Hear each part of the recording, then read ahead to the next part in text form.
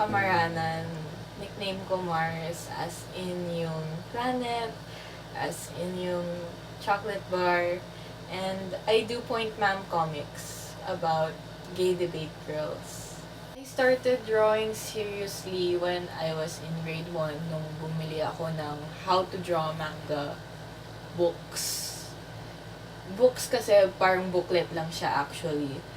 And that made me go into manga and comics, even webcomics, and these things influenced me to make my own comics and art as well, which led to my first comic was yung Presidente, and then finally Point Ma'am.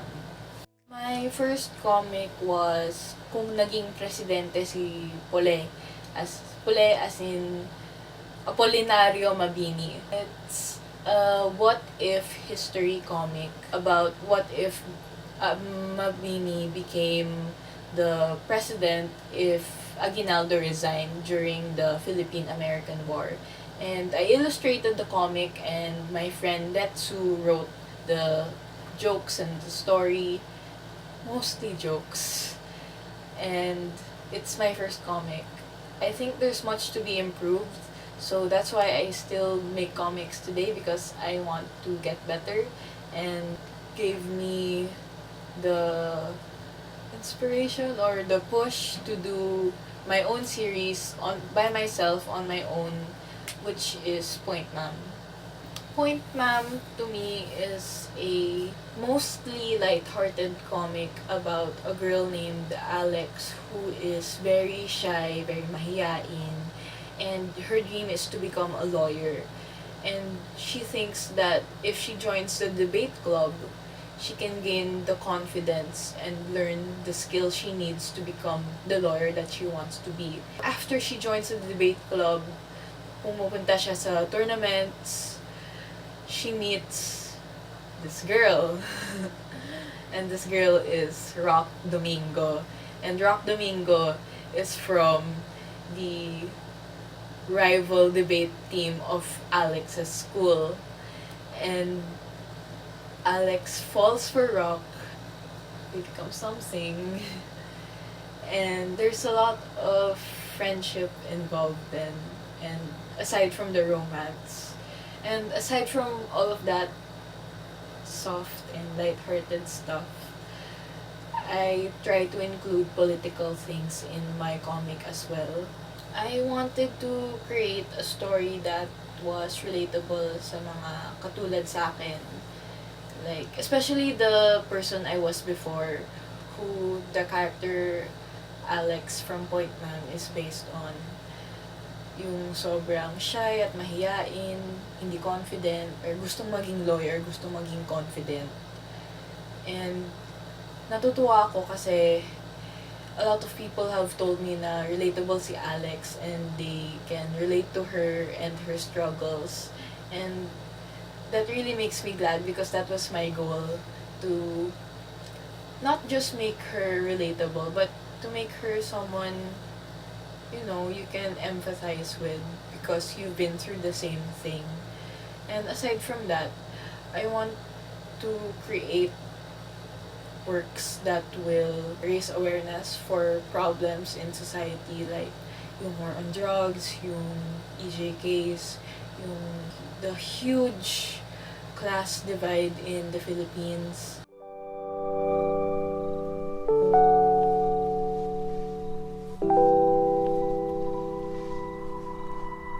For Point Ma'am, it was more than 3 or 4 years process. I started by outlining the entire story first, yung overall events sa story, yung big events. How I do my scripts is medyo weird compared to other artists, kasi yung iba, they do the script talaga as in yung words, yung dialogue, yung description ng panels. Ako naman, I do the script as in dialogue as well as the thumbnails at the same time. Because I'm a very visual person. I do it in a sketchbook, And I do them side by side. This is the thumbnail, this is the script. After I do that, it's the general comic process na yung sketching, tapos yung outlining, dialogue, yung bubbles, yung effects, shading. That's all.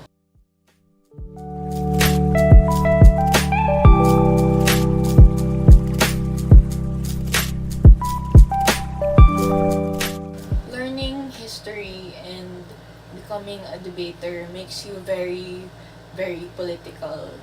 With history, especially in Philippine history, you learn about the birth of our nation, which is founded on a revolution. And that is very political because it's about power, the struggle for power, and getting that power back to the people. And for debate, you learn about all these different issues and problems in society. You learn about economic problems, gender issues, political issues, all the issues under the sun, they're covered by debate. And that has influenced my art and my comics because I want to make my art something that can open people's eyes to the issues of society, the war on drugs, the class divide in the Philippines, and I want to help people learn more about these issues. In Point Ma'am, the way it is addressed is not very strong, but it is there. I made sure that it's there. It's subtle, but it's there.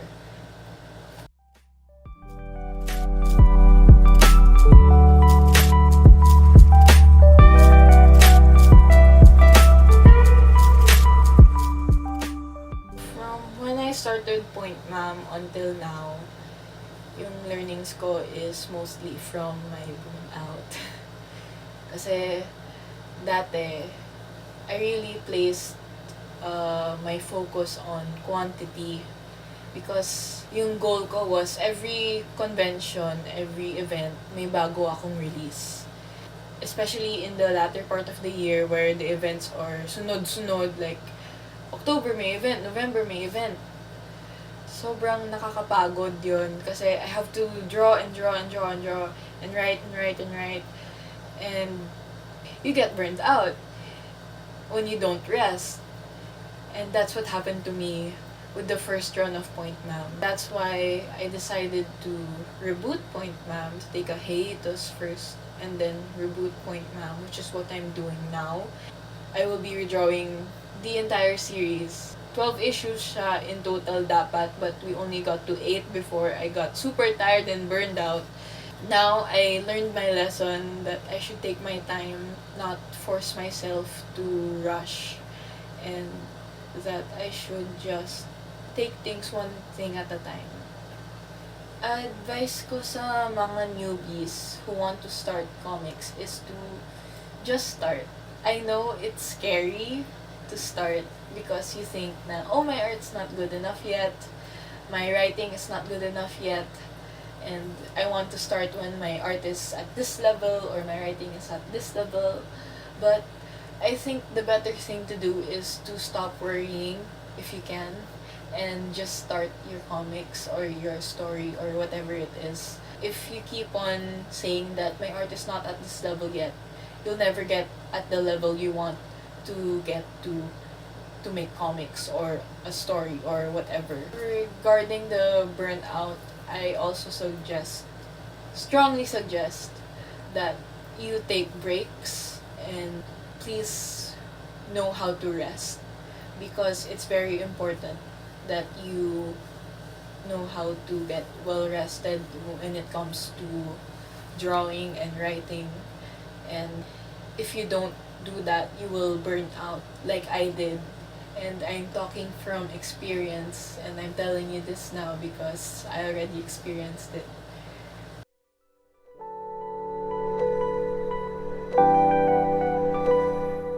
I think the biggest hurdle for LGBT creators in the Philippines is fear, which is very justified naman kasi sobrang conservative ng Pilipinas.